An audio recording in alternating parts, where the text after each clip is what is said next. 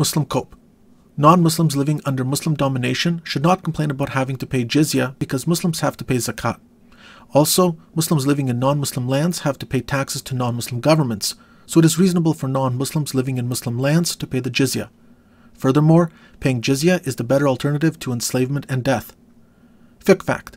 The Caliph makes war upon Jews, Christians, and Zoroastrians, provided he has first invited them to enter Islam in faith and practice, and if they will not, then invited them to enter the social order of Islam by paying the non-Muslim poll tax, џизје, which is the significance of their paying it, not the money itself, while remaining in their ancestral religions, and the war continues until they become Muslim or else pay the non-Muslim poll tax.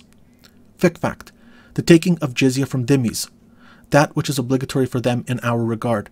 The payment of the џизје personally by their own hand and in a state of submission. Fiqh fact. It will be required of the dhimmis that they remain distinct from the Muslims with respect to their clothing, riding animals, saddles, and caps. They are not to ride horses and are not to bear arms. In a Jamia Saghir, it is stated that the people of the dhimma will be required to wear a certain type of waistband and will be asked to ride on saddles that have a pommel on the saddle bow. They are required to do this for their diminished status and for protecting the Muslims who are weak in their beliefs. Further, the Muslim is to be accorded respect and the dhimmi is to be shown disdain. The dhimmi is not to be greeted first with the salutation and is to be given less significance in general treatment. If he does not have a distinguishing sign, then perhaps he will be treated in the same manner as a Muslim, and this is not permitted. Muslim reality. Non-Muslims are to be visibly distinct from Muslims and they are not to be afforded equitable treatment.